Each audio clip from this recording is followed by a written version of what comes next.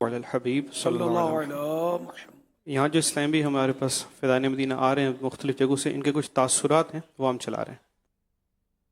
آج کے مدنی مذاکرے میں شرکت کی جو ہے وہ ترکیب بنی۔ فیضان مدینہ میں آ کے بہت مزہ آیا، بہت سارے اسلامی بھائی سے ملنے کی توفیق ملی۔ بہت دل کو اطمینان ہوا، ماشاءاللہ فیضان مدینہ کو دلہن کی طرح سجایا ہوا ہے۔ پہلے سے زیادہ لوگوں کا جمع گفیر یہاں پہ دیکھنے کو ملا ہے۔ میں پہلی بار تشریف لایا ہوں یہاں، یعنی دیکھ کے بہت کافی سکون ملا یعنی کہ دل کو۔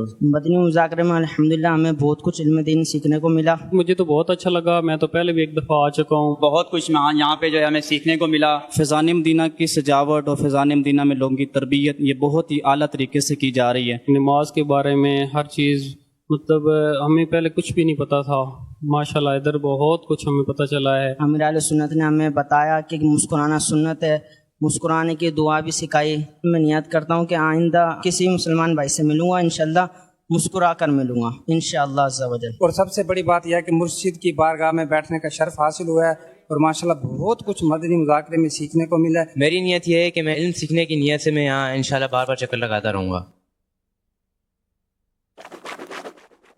ماشاءاللہ ماشاءاللہ۔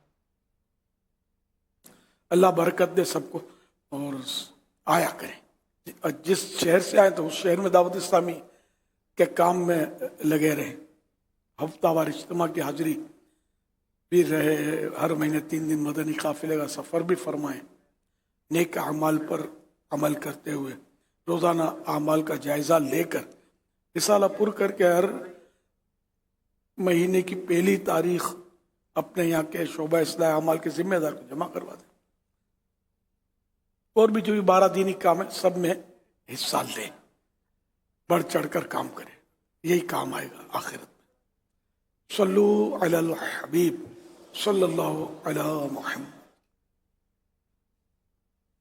ارسلان اتاری عرض کر رہا ہوں۔ امیر اہل سنت سے سوال یہ ہے کہ لوگ دل دکھاتے ہیں، تان و تشنیع کرتے ہیں، جھوٹے الزام، بہتان بازی، غیبت کرتے ہیں، تو تکلیف بڑی ہوتی ہے، دل بڑا دکھتا ہے۔ ایسے میں صبر نہیں ہوتا اور غصے میں کچھ نہ کچھ نکل جاتا ہے منہ سے، تو ایسی صورتحال میں صبر کا دامن کیسے تھامیں؟ کچھ مدنی پھول ارشاد فرمائیں تاکہ ایسے موقع پر جب لوگ دل دکھائیں، دل ازاریاں کریں تو صبر کرنا آسان ہو جائے۔ جزاک اللہ خیر۔ اللہ اکبر۔ اصل وہ بدلہ تو عام طور پہ بندہ لینے کی کرتا ہے، جب کسی کو کوئی ستاتا ہے نا تو وہ بھی پیچھے رہتا نہیں ہے۔ بعض اوقات یہ الگ بات ہے کہ وہ سامنے والا حاوی ہوتا ہے، بعض صورتوں میں یہ ہوتا ہے کہ یہ کچھ بھی نہیں کر سکتا، اتنی ہمت ہی نہیں ہوتی، سامنے والا اتنا زبردست ہوتا ہے، پھر یہ پیچھے سے اس کو برا بھلا کہتا ہوگا، گالیاں نکالتا ہوگا، بد دعائیں دیتا ہوگا، اس کی غیبتیں کرتا ہوگا، یوں ڈیبٹ کریڈٹ برابر کر دیتے ہوں گے۔ بلکہ بعض اوقات جو مظلوم ہوتے ہیں نا وہ بڑھ جاتے ہیں ظالم سے بھی،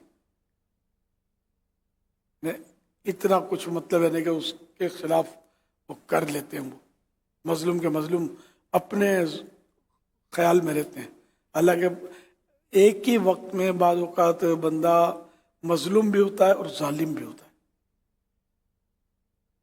تو یہ کہ صبر کرنا تو اس کو کہیں گے نا کہ کچھ بھی نہ کرے، بس چپ ہو جائے، کسی سے تذکرہ بھی نہ کرے۔ تذکرہ بھی تو کرتے ہیں نا کہ فلاں نے مجھے ستایا، فلاں نے میرا یوں کیا، مجھے یوں بولا، مجھے دل دکھایا، فلاں نے میرے کو طنز کیا، یہ تو بول دیا تو وہ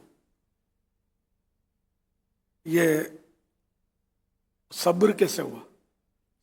صبر اول صدمے پر ہوتا ہے، بعد میں صبر آ ہی جاتا ہے۔ یہ بول کر چاروں طرف بڑاسے نکال کر صبر نہیں کیا جاتا، سکوت، خاموش، بلا ضرورت اس کا تذکرہ ہی نہ کرے،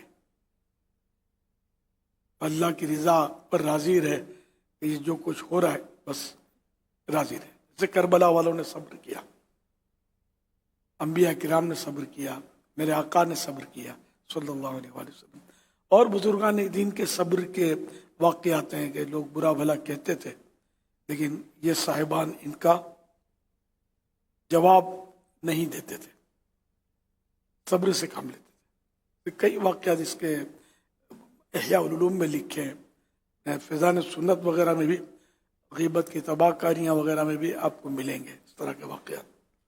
صبر ہے، صبر تو خزان ہے فردوس عاشق کے لب پہ شکوہ کبھی بھی نہ آ سکے.